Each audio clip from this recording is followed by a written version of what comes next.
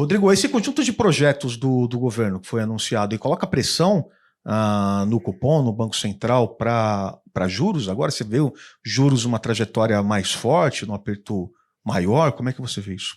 Eu acho que, antes de responder essa pergunta, só voltar na questão dos 5 mil, que eu acho que é curioso essa discussão toda, que um monte de gente fala, mas estava na plataforma do Lula, como é que tem surpresa que ele vai passar isso? Mas estava na plataforma do Lula que ele ia entregar equilíbrio fiscal. Né? Então, assim, a plataforma dele prometia uma mágica. Eu vou fazer isso e vou entregar o equilíbrio fiscal. A mágica não está sendo feita. Você está só focando num lado e esquecendo o outro. Então, assim, independente do mérito da questão, quando eu olho eleitoralmente, né, se o equilíbrio fiscal não for entregue, eu vou achar que teve um estelionato eleitoral. Tenho direito a pensar desse jeito, tá certo? Exatamente. Então, assim, é importante lembrar disso, porque as pessoas só lembram de partes do que ele prometeu. Não lembram de tudo que ele prometeu. Tá certo. Equilíbrio fiscal era importante. Né? Enfim. Mas voltando para a questão do Banco Central, né, eu acho que tem dois elementos aqui que são importantes, que entram do ponto de vista de como o Banco Central pensa. Né? O primeiro é qual é o impulso fiscal dado pelo gasto.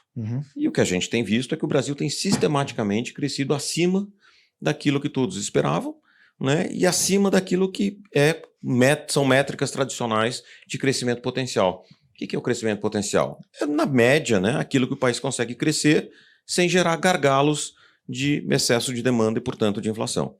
Né? E essas métricas, em geral, colocam quem está mais otimista, acha que é em torno de 2,5%. Né? 2,5% é uma métrica relativamente otimista para o passado recente do Brasil, mas a gente pode discutir que teve uma série de mudanças, reformas, etc., que talvez seja isso. A gente está crescendo 3%, talvez mais do que isso. Né? E uma parte grande disso é explicado pelo piso no acelerador das políticas fiscais e parafiscais. Então, do ponto de vista do Banco Central, o primeiro elemento é que isso faz com que, lá na frente, eu tenha que contrapor potenciais pressões inflacionárias e o juro tenha que subir. Esse é um primeiro canal. Né? E se eu não tenho a perspectiva de que haverá uma desaceleração importante no gasto, e a gente acabou de dizer aqui, né, que talvez o gasto desacelere, parece que vai desacelerar pouco, né, mas não haverá corte de gastos. Significa que o juro tem que ir mais para cima. Mas tem o segundo elemento que é super importante, que é a pressão do câmbio. E o resultado dessa trajetória do câmbio esse ano depreciou. Se a gente pega em consideração o que aconteceu semana passada, 25%. Isso é de 4,85 para 6. É muita coisa. A gente já está vendo a pressão que isso está batendo nos índices de preço ao atacado. Estão todos subindo 6%, 7% esse ano. O IGP. Então, isso vai bater na inflação ano que vem numa economia que está no pleno emprego, que está crescendo muito acima do potencial, que a taxa de desemprego está muito baixa.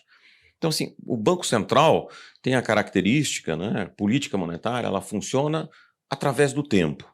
Né? Ela funciona naquilo que se chama os seus impactos, eles são defasados e incertos. É a frase, né, clássica que você vê, são os lags de política monetária, são longs e variable, né? São longos e acontece. Então você tem que tomar decisão hoje pensando onde estará a inflação daqui a 1 ano e meio, daqui a 2. E com esse tipo de pressão que você está tendo, essa inflação vai estar muito longe da meta. Então, vejamos, um Banco Central que já tinha que contrarrestar uma pressão fiscal importante, agora está tendo que contrarrestar o impacto do câmbio na inflação. E, logicamente, o que acontece é que quando a expectativa de inflação está ancorada, o impacto, né, o repasse do impacto do câmbio nos preços, ele é muito menor. Mas quando a expectativa começa a desancorar, o que é a expectativa desancorar? Vou olhar aqui tecnicamente o que significa isso. Né? Significa, na verdade, o seguinte, se todo mundo acha que a inflação vai ser 4%, todo mundo vai reajustar seus preços, seus salários em 4%. É muito difícil a inflação ser 3% se todo mundo acha que ser 4%.